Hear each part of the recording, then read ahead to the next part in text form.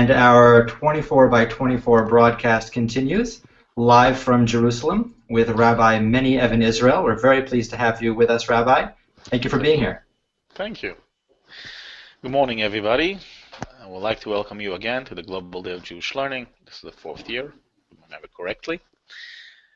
Very happy you're here with us to learn constantly for the next 24 hours on a variety of topics from a variety of lecturers. I also like to say my thanks to the Rosenblum Family Foundation and specifically to Howard, Rabbi, and the rest of the family.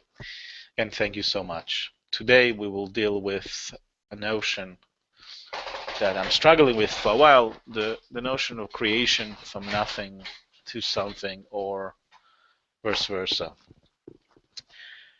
It seems that in Hebrew at least, is a clear separation between the word creation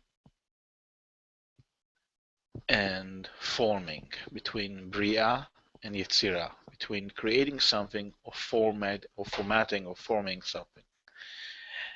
We found that it is in our text one of the most famous texts, if not the most famous text. It's in the book of Genesis, book of Bereshit, that start with the notion of Bereshit bara Elohim. In the beginning, God created. It's probably the first and probably only time that we actually have real creation.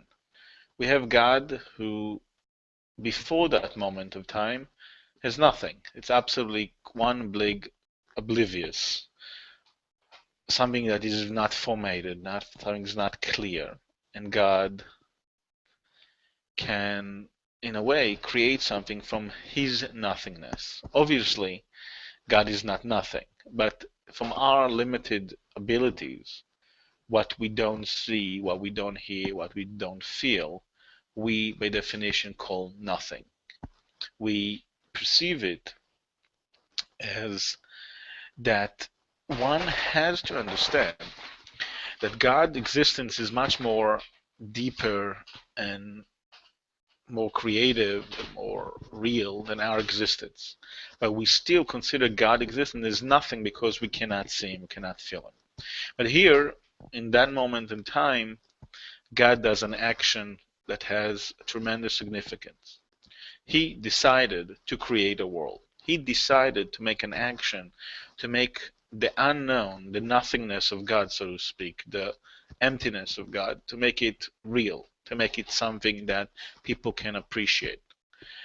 One of the most famous questions throughout history is, why would God have to create a world? What was the purpose of creating the world?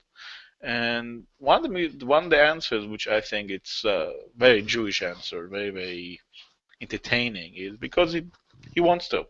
He had a desire. He felt like it.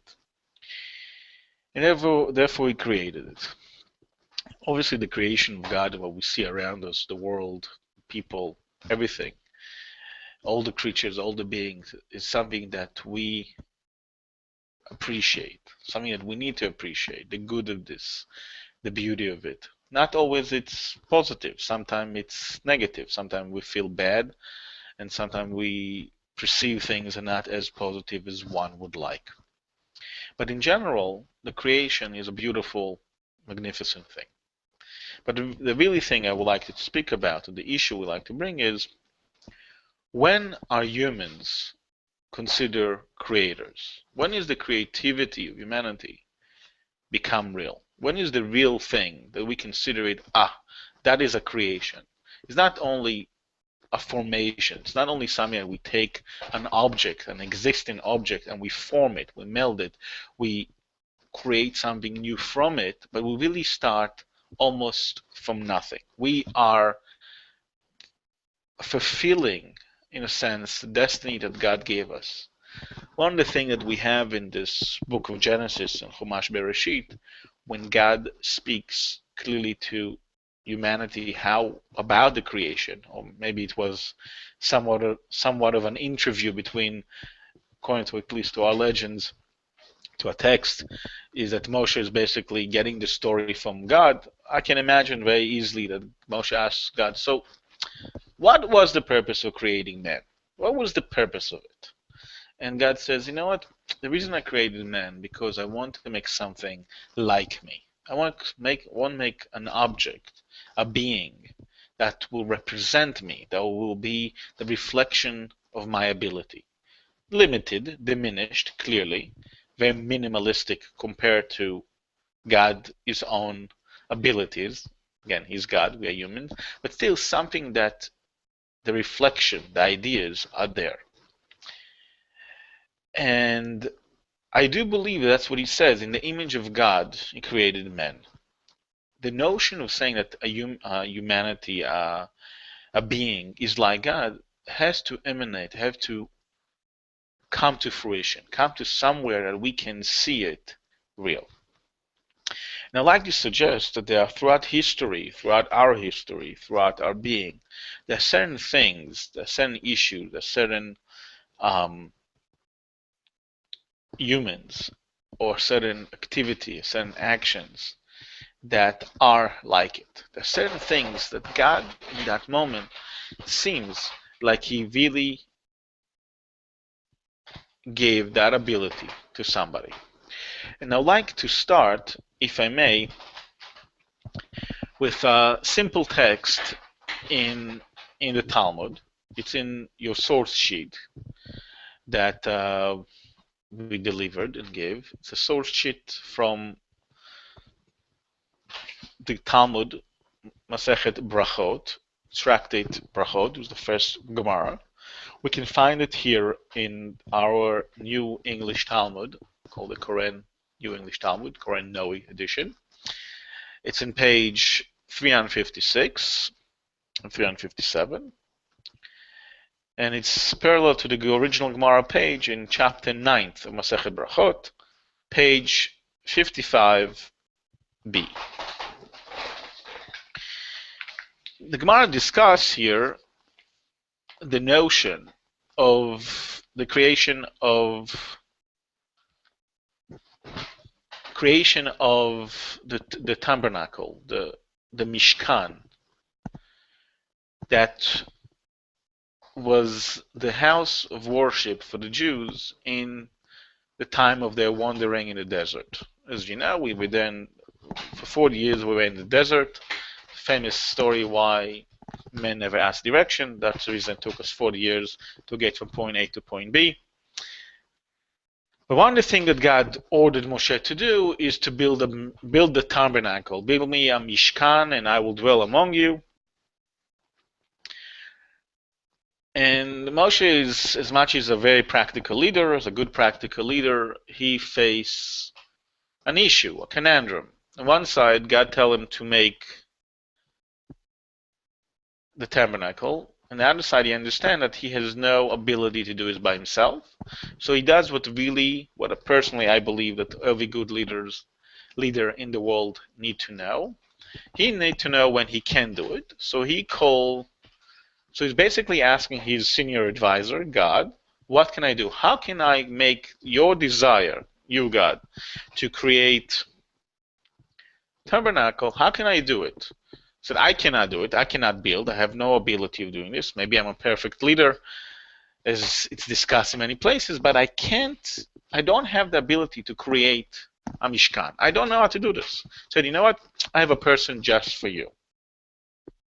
I have a man named Betzalel, and he will be the person who will be appointed to do so. And the Gemara have a discussion about Betzalel, who he was, and so on and so forth. And they discuss also his name. The name Betzalel can be also, if you divide this word, Betzalel can be in the shadow of God or in the shade of God. That the vision of a Betzalel was so deep, and he understood so much of what God wanted from Moshe and exactly how he wanted to bring this thing to a fruition, how to make it real, that Moshe felt that what God showed him in the mountain, he showed him the images of what the Mishkan is, or what the concept is, that he really wanted, that Moshe felt after having conversation with Bezalel that he really get it, that he really understands what God wants and how to make it real. Okay, but that is the beginning of the conversation. Now, in the text that we have in front of us it's a 5-line text. It's on the top of page 357, and that it's a story that Amar Rav Yehuda, Rav Yehuda, who was a student of Rav, says on the name of behalf of Rav, and he says it so. So it says such. And I'm here in this text. Bezalel knew how to join the letters with which the heaven and earth were created. That claim, that statement, is a very powerful statement. This is one of the bases to all mystical and Kabbalistic text. The idea there are letters that the world was formed from, that the world of creation has a code, a DNA, infrastructure, almost a programmatic language to create the world is impressive. It's really, really amazing that actually we define it as a code, as a language. Obviously, we use the 20 the letters of the alphabet. The letters of the alphabet as being part of what our letters are. What are those DNA? And it says that from the Gemara asks, from where do we derive this? As it's written here in the phrase of Bezalel, and I have filled him with the Spirit of God, in wisdom, and in understanding, and in knowledge, and all manners of workmanship. And it's written there, with the regard to the creation of heaven and earth, the Lord, by wisdom, founded the earth. The understanding he established the heaven. And it's written, by his knowledge, the depths were broken, and the skies dropped down dew. We see that the words that we use both to describe God's creation in Proverbs and other locations, and the same language that we use to describe Bezalel are the same language. This is traditional learning of the Talmud. We take words, wording, or sentences in one text, and we bring it from another text. We bring them together, and we learn from one to another. So we see here that the stages, and from the stage what we learn is that what Bezalel did in the creation of the tabernacle and later those utensils that he created became part of the Beit Mikdash, of the temple of Solomon, later the temple of, and then the second temple. Those creations were so unique, so magnificent, that the rabbis attribute to them, and the Bible attribute to them as much holiness, as much creativity as the original text, as the original creation of the world. So I like to suggest, if I may, why. Part of the problem of creating things in the Beit HaMikdash, or the utensil Beit HaMikdash, where the small fact that in order to create some of the utensils that we use in Beit HaMikdash, like the table or the menorah, candelabra, you need to have massive equipment, which they did not have in the desert.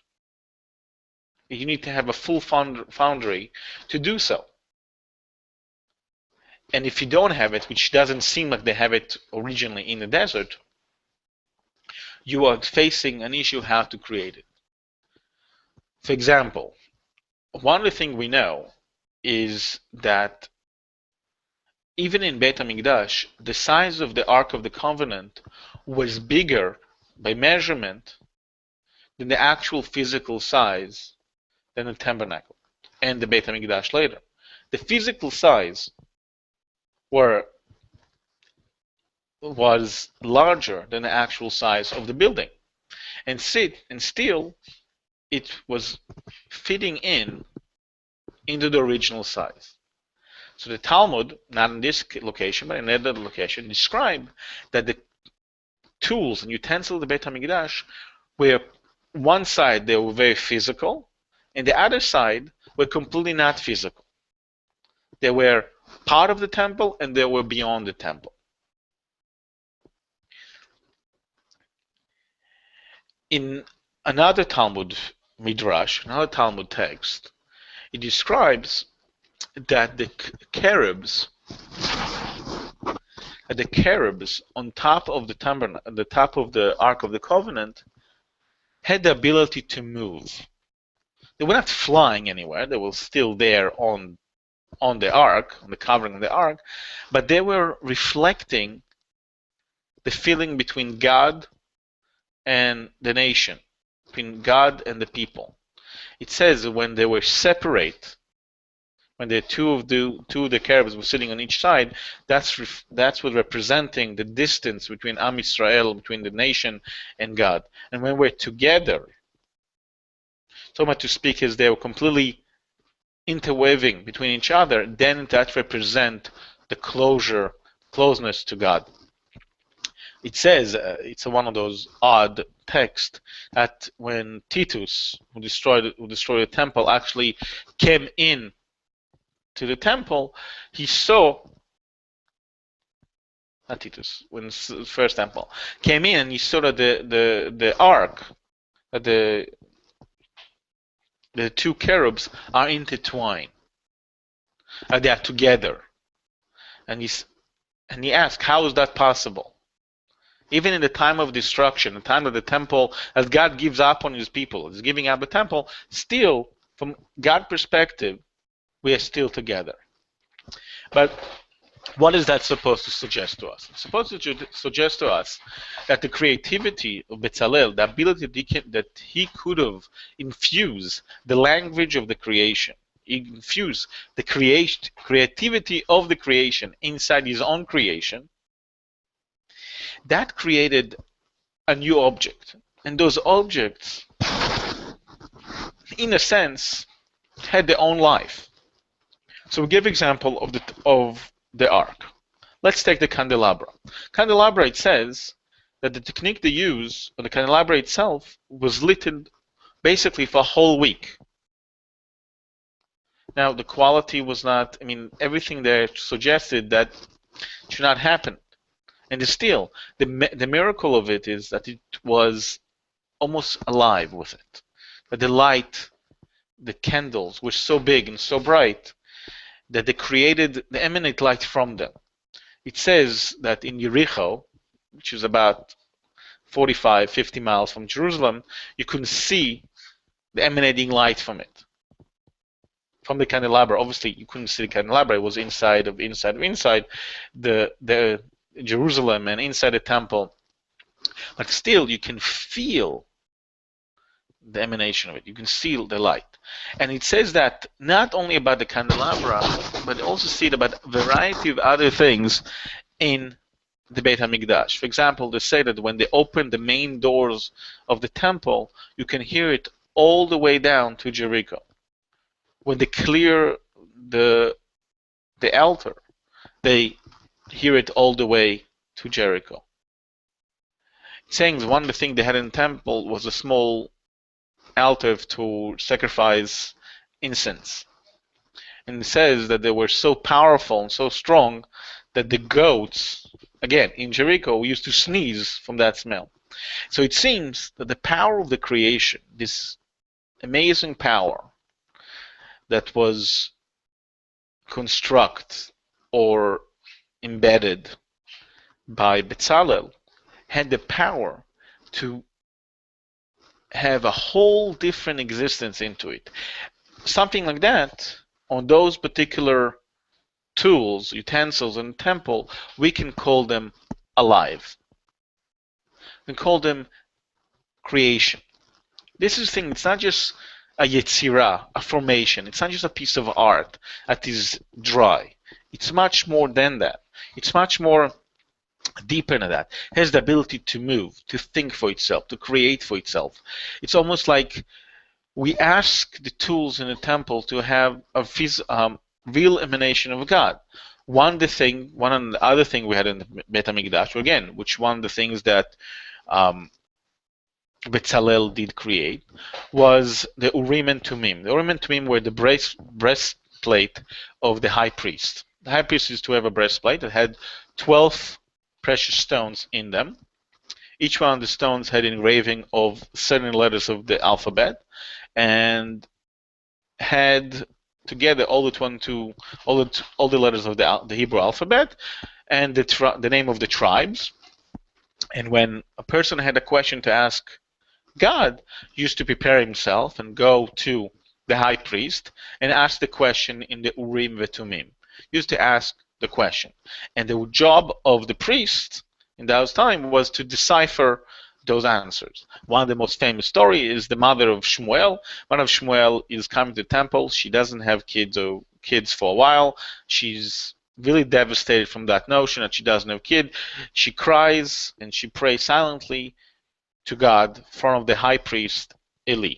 Eli has his breastplate is shining and is illuminating the word kasher, which is the letters Kaf Shin Reish or Shin Kaf Reish, and he thought for the moment that she is drunk, which is the same letters, and she replied to him, "No, it's not Shikora, I'm not drunk, I'm Kshera, I'm pure, I'm okay, I'm doing the right thing." And she asked him to bless her because of that. But again, it seems that breastplate, which is an adamant object, has the ability to react, the ability to channel part of the creation. It has the ability to create almost something new.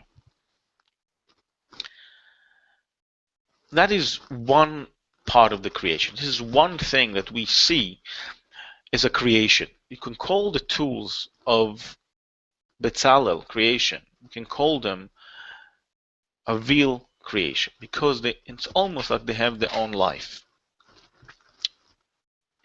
I like to suggest that throughout our history, there are other things like that. Not always you need to know how to meld the letters of the creation as we see in the Talmud here from Bezalel. Sometimes humanity managed by itself, by its own original thought, by its own infusion of God in them, to do something like that. And I like to suggest something that is, in my opinion, was unique throughout history, but it's interesting idea. One of the most famous pictures in the world is the Mona Lisa.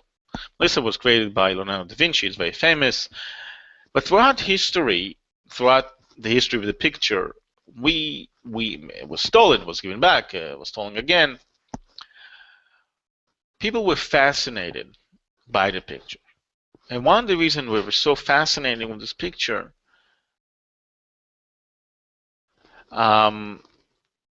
was the ability that the picture seems to be alive. Picture the smile and the look, especially the smile, when you look everywhere, look like the Mona Lisa is looking at you from everywhere you are. She smiles at you from everywhere you are. Doesn't matter how far or close she looks, she's talking to you. Looks as she's smiling to you. It's one of the charm of this particular picture, is that ability to see and to feel that this picture is alive. As this picture is unbelievably there with you. I think it's the same notion. It's the notion of somebody look at a picture and it's no longer two-dimensional or three-dimensional, in that case, good pictures, but it's really alive. It seems like this picture is always walking with you, always being with you. And the eyes and the smile is just beautiful, and watching and being with you. This is something that was very unique for that picture. And it's something that to think that this certain creation, this certain work of art, that's really illuminated by God.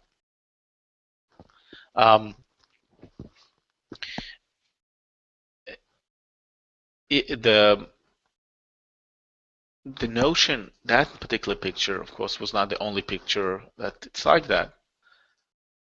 Um, but it's something that we see all the time. What makes a good artist, what makes a good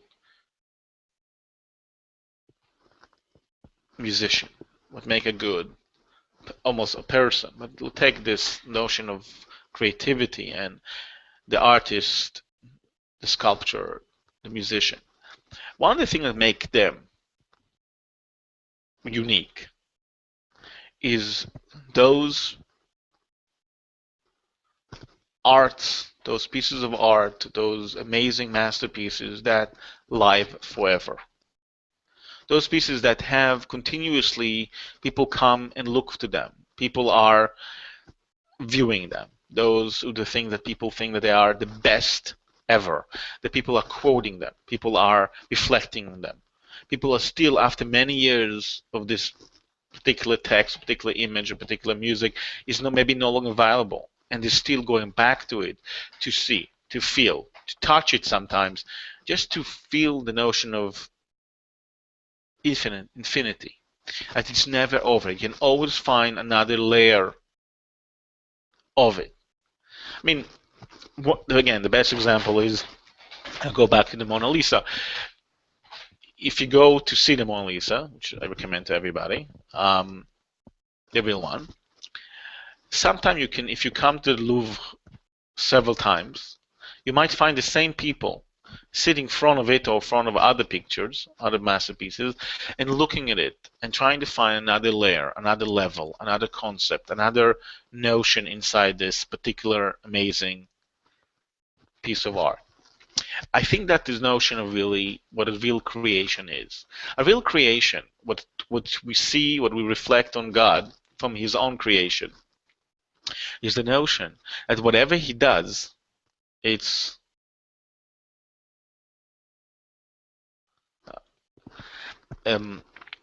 whatever people see from God, people see from the notion, the creation, is that every time we see something else, how unique it is, how amazing it is. I mean, if you look in the report of National Geographic on others organizations such, every other time, yes, we may be doing some amazing damage to Earth, but on the other side of it, we also have the ability to find new things every day, to preserve new things every day.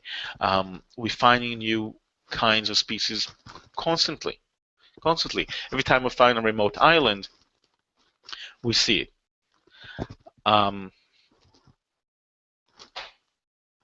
This is the first notion of this lecture. Of course, if you have any question and answer, you can see it via the form on your webpage. It's right to the video. Any question you have, you can also the hashtags in Twitter, etc. Our staff will forward the question to me, and of course, I'll be more than happy to answer any question regarding this. I would like now to take the next step from these amazing masterpieces to talk about our own masterpiece, talking about our own work of art. And I like to divide it Jewishly to two. One part of our creation, or our amazing ability to emanate God, is our power of creating. And I believe that our power of creating is really divided to two. We have the creation that it's called bringing life. Our ability, it's not only unique to humans, clearly, to bring life about, to have children, to have the next generation, is something that is unbelievable. Even though we create children who are allegedly supposed to be in our image because due to genetic codes and due to the upbringing that we bring them, that usually it's based on what our parents taught us and what we learned, so on and so forth, our kids are completely and amazingly so different than us. They're completely full creatures who think only by themselves, and they have the ability to think, to create, to become their own creators as time comes by. This is one gift. It's the ability to do this kind of creation It's almost from nothing to something. Talking about something very, very, very,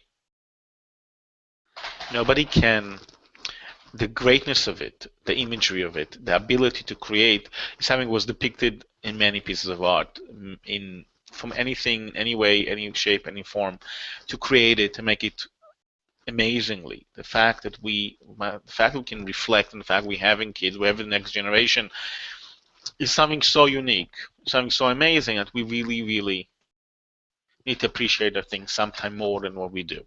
It's amazing that the Talmud, being so concerned with it, and I think trying to have people who do not have kids saying, okay, you talk about kids, talking about having kids is the biggest thing. This is the top of the creativity, is the top of the notion of what is to create, to have the next generation. What those people who don't have the ability can do. And the Talmud brings, in my opinion, at least one way around it, or one way to reflect on it, to difference. Talmud talks when somebody has a master, when somebody has a rabbi, somebody a leader, or somebody who's teaching him something. That notion is almost like having a child. When you have somebody that has become a person you follow everywhere, you follow what he or she does constantly. You follow their guidelines. You follow their way of life, the way they think. You taking what they teach and you bring it to your own. You take what they think and you bring it to your own. When the person becomes your declared rabbi, again, it could be he, she, it doesn't really matter.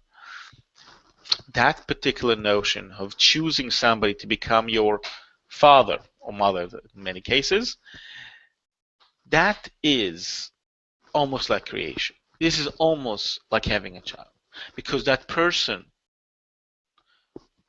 whom you choose, or the person who teaches you, the way he or she should reflect on the children, on the people that they teach, is like the children, like their own flesh and blood children.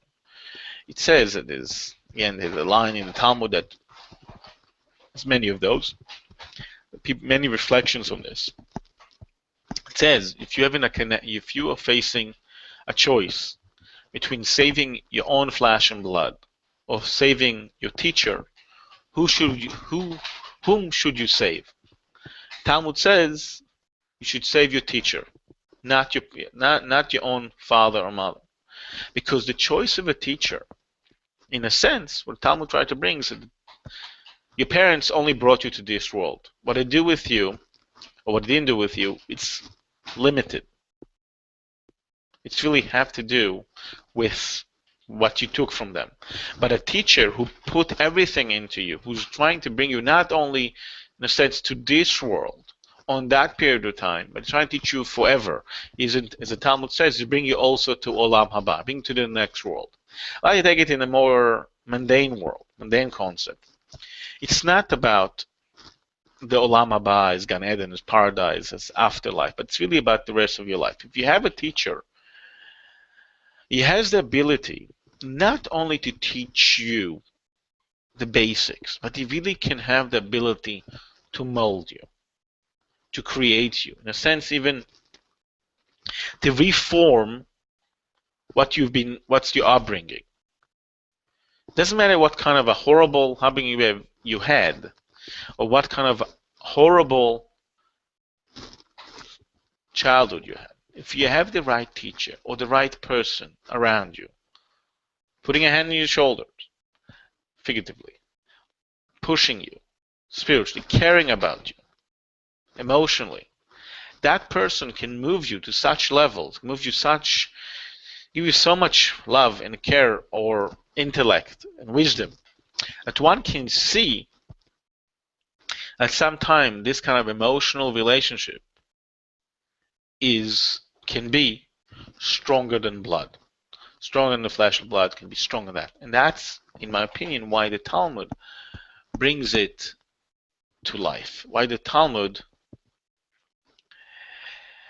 Consider the teachers, consider the people who are leading us, people who are our masters, people who are we're looking up to in a positive way.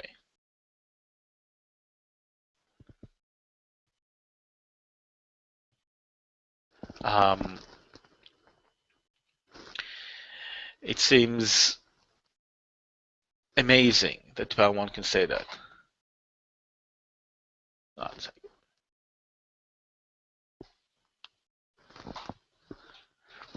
Alright, so that is one point of what I call modern creations, the relation between a person and his teacher, a person and his leader. I would like to emphasize this. We're not talking about, in my opinion at least, we're not talking about somebody that is your teacher in first grade for 2 minutes. But it's talking about somebody that really become that you're connected with. It's somebody that you feel a part of it. If I'll take one basic Jewish example, is one of the customs we have when somebody passes away, we do a tearing of the clothing. We tear symbolically, in the old time was less symbolically, tearing of a clothing to show a sign of mourning. We are prohibited by the text, we're prohibited by the Torah to do anything to our own body, but we are permitted to do it to our clothes to show the sign of mourning. The idea is to, in one way, to reveal the heart, or the reflection of the heart pouring over. And a person needs to understand that in the time of death, in time of mourning, when somebody does the tearing of the clothing, that's what it represents. Talmud suggests, and later in modern Jewish law, it's to say the same thing. Somebody has a teacher, a master, a person who's very close to. He has the permission to do the same action. He can sit Shiva, so to speak. He can say Kaddish on such person. I'll give you my own example. When my Rebbe, the Lubavitcher Rebbe, passed away almost 20 years ago, my father then was in a hospital, and we received the news. It was Sunday morning, and we received the news that the Lubavitcher Rebbe passed away. I felt that I had to do Kriya. I felt that this is my teacher, this is my master, this is the person I'm looking up to, person who guided my life. In my case, also saved my life.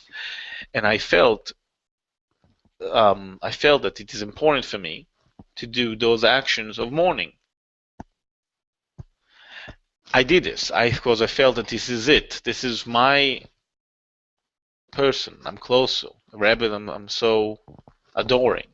When he's diminished, when he's dead, I have the ability, I have the responsibility to act like a son. That's an example.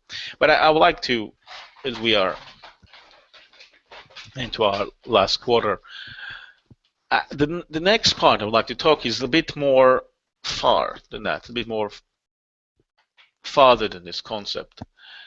Is the idea of certain texts that we have throughout time. It seems that they have their own life. You have certain texts that it's almost obvious, almost too obvious, that they have parts of them, maybe all of them, completely divinely inspired, completely divine, not even inspired, it's divine the way they're written, the way they conceptually were created, and the way we use them even today. Of course, the text that I like to speak about the most, and the stuff that I'm the most appreciative of, is a Talmud. Talmud is a book that, in one way or another, I don't think most people utilize this kind of language on it, was the first internet or intranet. The interconnections between word, verses, sages, lines, concept in the Talmud are unbelievably complex, unbelievably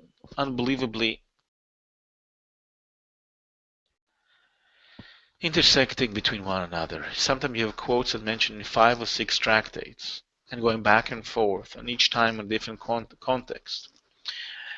For example, now we're facing translation of the Talmud again to English with our New English Talmud.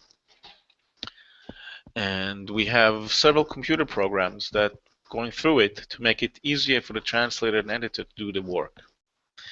One of these programs basically take phrases from the Talmud and translate them with translation that we approve, and use it when we facing this translation again, we're facing this kind of sentence again, that will have it easier and more accessible to the translators for the next page.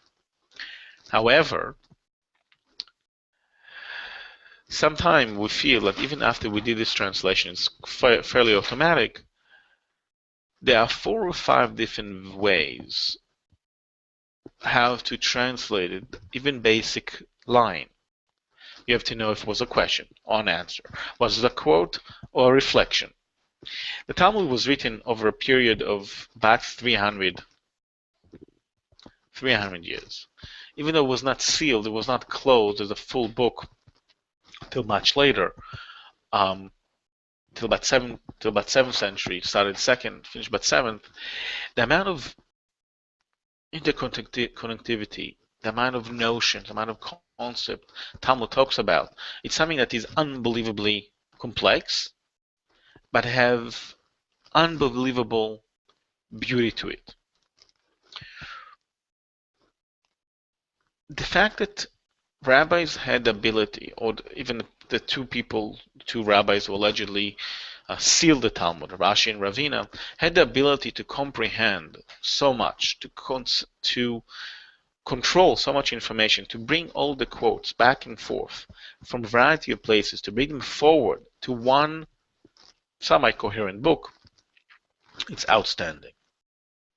The fact that they had both the biblical quotes and rabbinical quotes, and they brought esoteric text and practical text. So they brought Mishnah and Bible together. They brought all the text in one way or another to life. Give it in one way or another the sense or the feeling that the Talmud has a level of creativity in it that is almost divine. One of the most famous quotes by Rabbi Steinsaltz is, if the Bible is a book that discusses what God tells man, what God orders man, what God demands from man, the Talmud as a book is a book that reflects the opposite. It's a book that reflects what humanity, what mankind respond to God. It's a book that has everything in it, and I look at it, and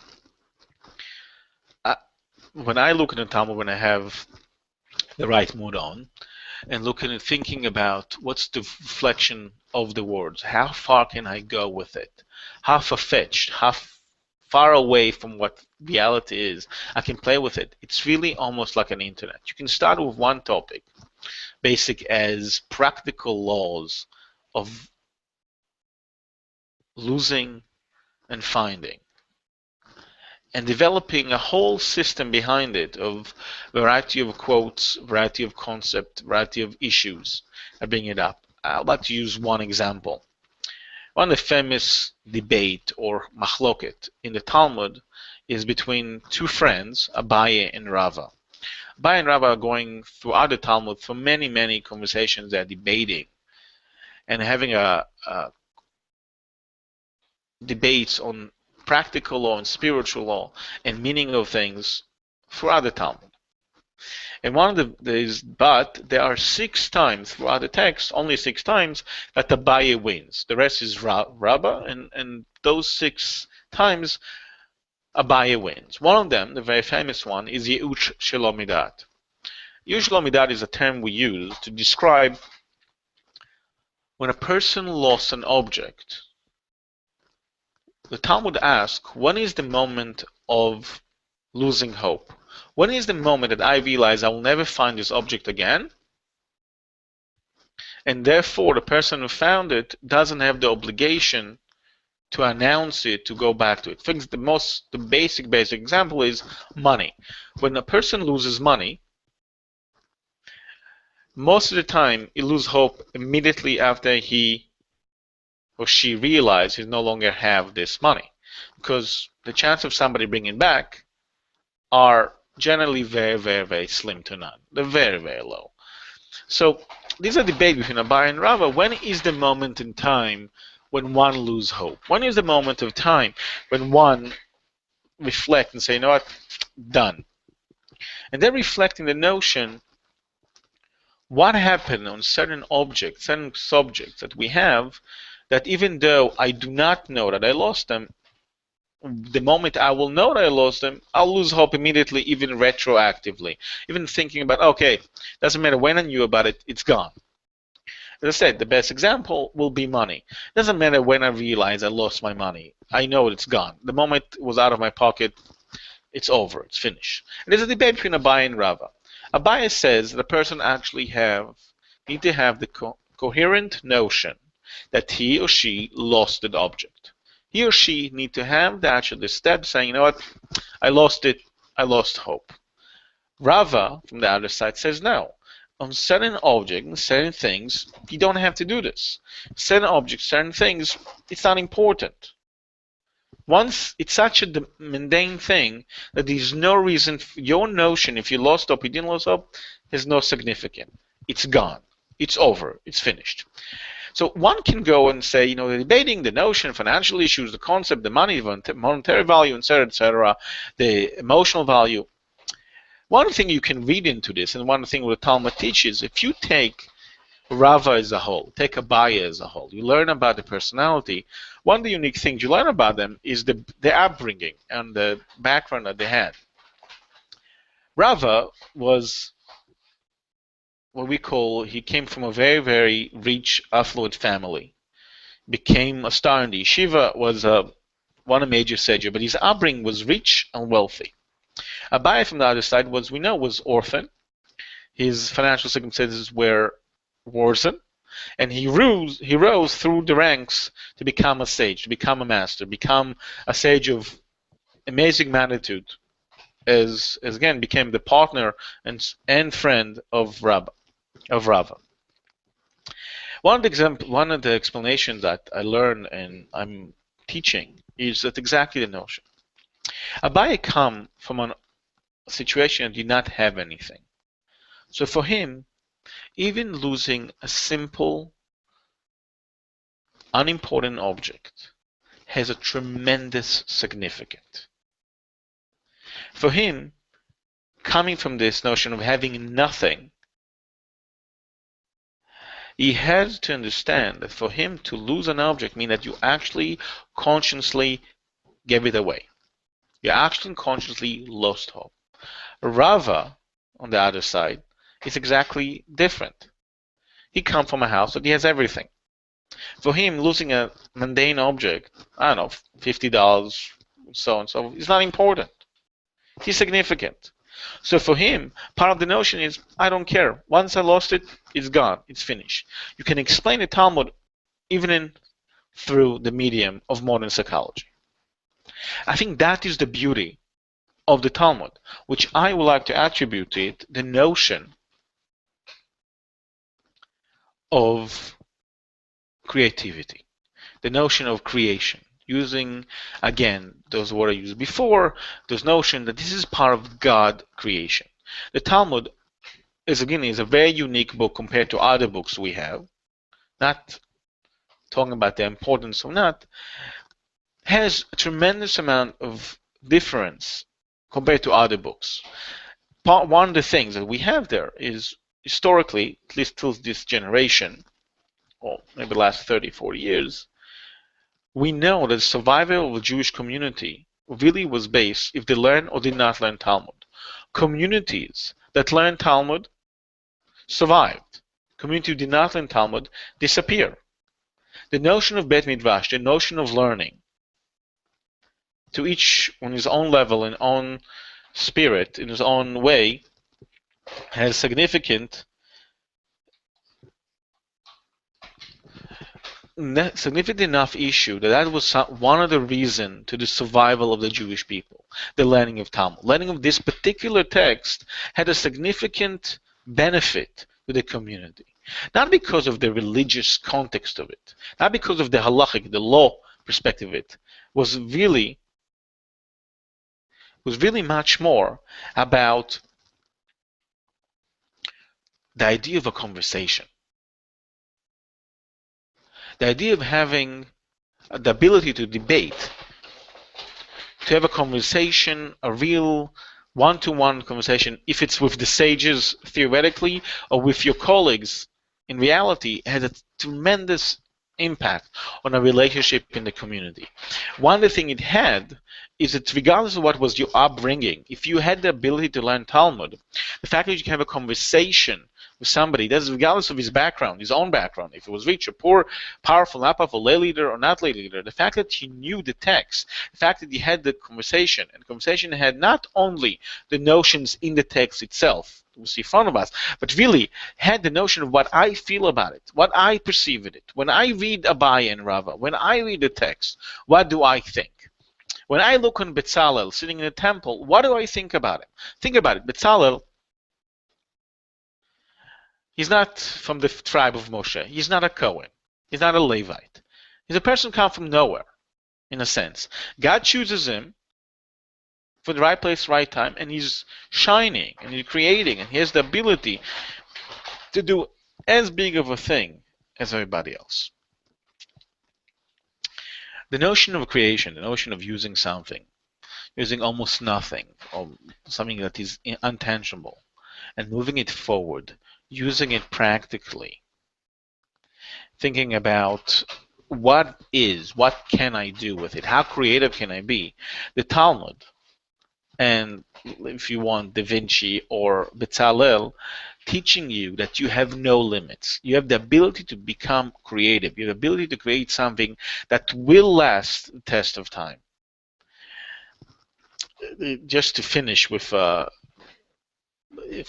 anecdote, last anecdote, is we have one of the books in the Bible is a book allegedly written by King Shlomo, traditionally written by King Shlomo, Book of Ecclesiastes, Book of Kohelet. Book of Kohelet starts with a very famous line, vanity of vanity, everything is vanity.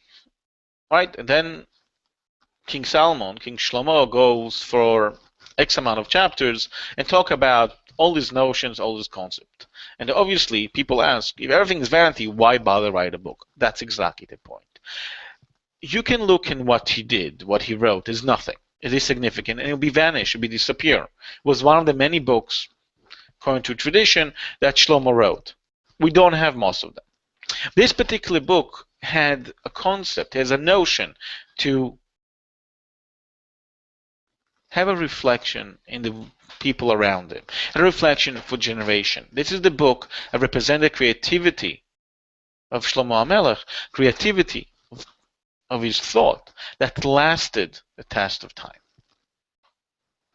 I would like to take the opportunity again to thank you all for participating in this magnificent Global Day of Jewish Learning. I hope you will continue your learning today and throughout your life for all the concepts. I hope you enjoy my teaching. I hope you enjoy the rest of the teachers. Also like to remind everybody that today at 1 p.m. Eastern Time is Rabbi Stein's lecture, and it's 8 o'clock Israel time. Thank you so much, and have a good learning day.